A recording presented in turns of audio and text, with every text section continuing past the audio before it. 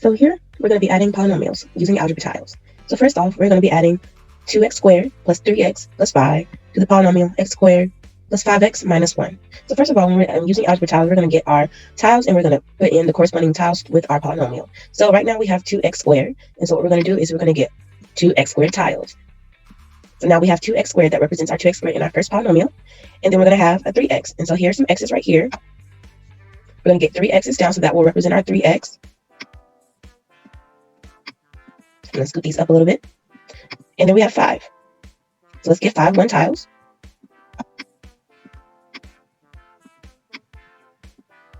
Okay, now we have 5 1 tiles. So right now we're representing our first polynomial. Let me line these up. So now we have 2x squared plus 3x plus 5. 1, 2, 3, 4, 5. So we're going to work with that first polynomial. We have all that together. So let's go and tackle our second polynomial, x squared. And so let's go back up and get us an x squared tile. So now we have an x squared tile. Now we need to approach the 5x, and let's get 5 x tiles.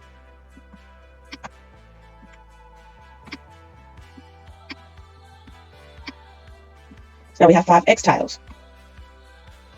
So now we have all our tiles represented here. X squared plus 5x, 1, 2, 3, 4, 5, and then our negative 1 tile now. And so when we're adding polynomials, so we're adding 2x squared plus 3x plus 5 plus x squared plus 5x minus 1, we want to put all of these together. Okay. Here is a little bit of a challenge. So we're going to add our 5 1-unit tiles with our negative 1-unit tile from the second polynomial here. However, when we're working with algebra tiles, if we have opposite colors or different colors, and you put them together, that means that those are 0 pairs, because a positive 1 and a negative 1 can't cancel each other out, or they are one value positive, one value negative, so that they are eliminated. Therefore, we're going to push these to the side here. We are not going to use those tiles. They are not going to be represented in our final answer because they do cancel each other out. So now that leaves us with 4 1-unit tiles. And so here is our final answer. And what I'm going to do is just kind of give us a nice visual by using this text box option right here. And let's call it that right there. So we're going to put an equal sign so that we know. And we're going to have 3x. That is our final result for our first polynomials. Adding them together, 2x squared plus 3x plus 5 plus x squared plus 5x minus 1. So here we'll be subtracting polynomials. We're going to put our corresponding tiles below. We had a negative 7, so these should be negative 7 tiles. So now we have 7 negative 1 tiles, which is negative 7. And so now we are applying our negative. And when we do that, we're going to have to switch our tiles because, again, the negative 1 times all of this will be like an inverse. And so what we're going to do is flip our tiles. So that x squared is going to turn to negative x squared, and both x's are going to turn into negative x's. However, since we started with a negative 7, this turns into a positive because we are doing the inverse. And so now at the end, just like the rest, we are going to add our tiles together.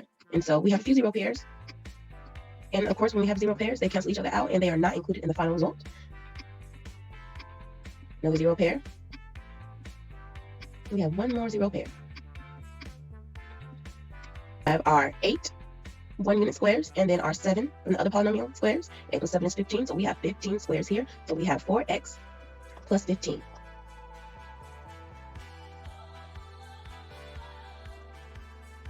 So here we are going to be multiplying polynomials. And so for this polynomial, we're actually going to be multiplying duplicate polynomials. And this is x plus 2 times x plus 2. So now we have to build our model. In this software, we're going to drag and drop as well. So we have one x up here. And I'm going to drop the 2. I'm going to correspond this x plus 2 to this polynomial. Then we have to turn them to fit in the software. And so now I'm going to put this x plus 2 as well. So an x block plus a 1 single unit block. Adding my 2 there. So now we have x plus 2, 2 single unit blocks, 2 single unit blocks right here. And so now it corresponds correctly. And so here we have built our model. Both correspond to x plus 2, x plus 2. So we're going to say yes. Yep, that was the correct model. So here we're going to continue on. And we're now going to have to type it in at the final answer. But we need to fill this in. And so the way we filled in tiles is if it has the same width and length. So if our width is an x tile, and I think it's an x tile, then it has to have the same width and length. And so this block does. Our x squared block. And so here again, we move forward. It's going to have the length of the x, but a width of the 1 unit. So this works and fits here in this space. And this one as well. However, here, we're going to need the width of this x block and the length of this 1 unit block. So this will fit here. And we just continue to fill in. However, on this one, we're going to have the length and the width the same with single unit blocks. So we fill these in here. Now at the end, we just combine all these blocks together within the lines. And so right now we have one x squared block. And so I'm going to do x squared plus we have 4 x boxes, 1, 2, 3, 4. So plus 4x. Plus we have 4 single unit blocks, 1, 2, 3, 4. So plus 4. And we'll check this. Correct. So here we're going to be factoring polynomials, and the polynomial we have here is x squared plus 4x plus 3. And so right now I'm going to build my model. And when I build our model, right now we just drop what we see here in our polynomial. So I'm going to drop the x squared block here, and then I'm going to drop 4 x's. But the thing about factoring is when you use algebra tiles, you have to have it make sort of a rectangle. So I'm going to try to build this here, and instead of rectangle, I might have to readjust, but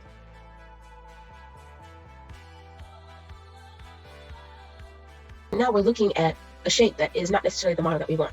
So we've added our 4 blocks in, but this right here is not the shape. So what I'm going to do is I'm going to restart.